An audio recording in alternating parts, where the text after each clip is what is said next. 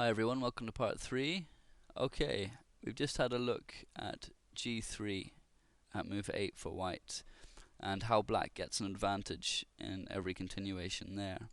So the main line is queen b3, which Fischer thought was best, and the correct move he gave to counter it was queen e7 in order to defend f7.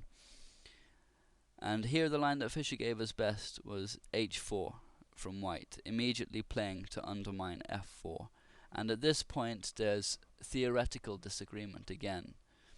Main line here continues with knight f6, but Fischer wrote that perfectly good was g4, where bishop takes f4 he said was forced, not giving any mention to knight h2, which is the passive move that Fritz says is best, although black will still have a decent edge in the resulting position.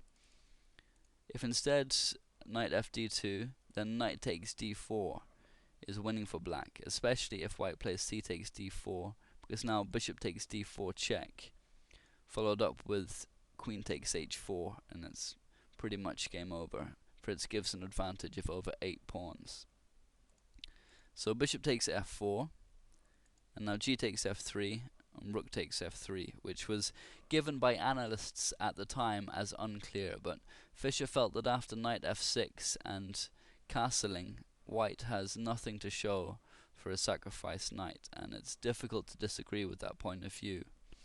But anyway, the main line goes knight f6 at this stage.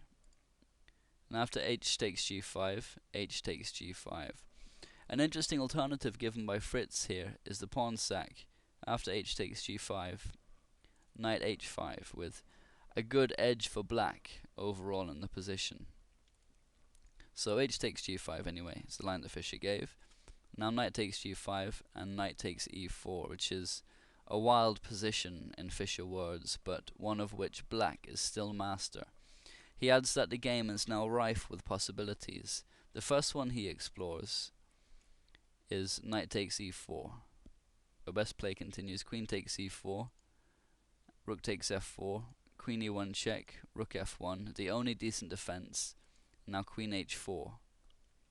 And after bishop takes f7 check, king d8, and queen d5, where everything seems to be fine and dandy, but black now has a killer move.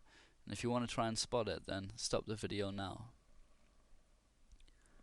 Knight e5 is the shocker that gives black a winning advantage after d takes e5, white's only decent move, and bishop takes e5, threatening bishop h2 check, which is gonna lead to mate. And if white moves his rook so that his king can escape, for example to d1, then queen g3, and black has a winning attack, the strongest threat being rook h1 check, where there's no king takes h1 because of queen h2 mate.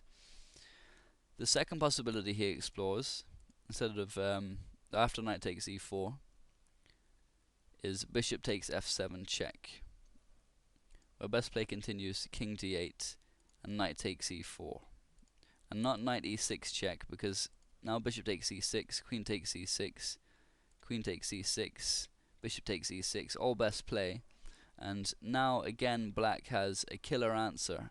If you want to try and spot it, then stop the video now. Knight takes d4 is the move, where there's no c takes d4 because of bishop takes d4 check, and black wins easily. Rook f2 is the only reasonable move, and now knight takes f2 and it's game over. So knight takes e4, queen takes e4, and now knight takes d4 is a serious threat if white isn't careful.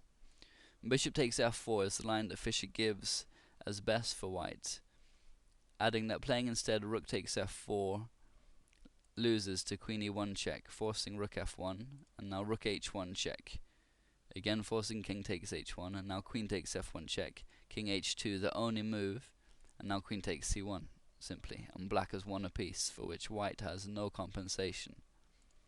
So bishop takes f4, and now knight takes d4, and from this position Fischer writes black wins, and Fritz agrees that black has a significant edge in the position, and this would be enough for a player of Fischer's standard to convert into a win. He finished the article with the now famous phrase, Of course, white can always play differently, in which case he merely loses differently. Followed by the esoteric, thank you, Weaver Adams. But what this is a reference to, I'm unsure, it's not clear. Weaver Adams was a chess master and opening theoretician who famously claims that white could force a win after 1 e4, so perhaps it's a reference to that. In any case, that's where both the article and the analysis ends. So I hope you enjoyed it. Please leave any comments or thoughts. Thanks very much.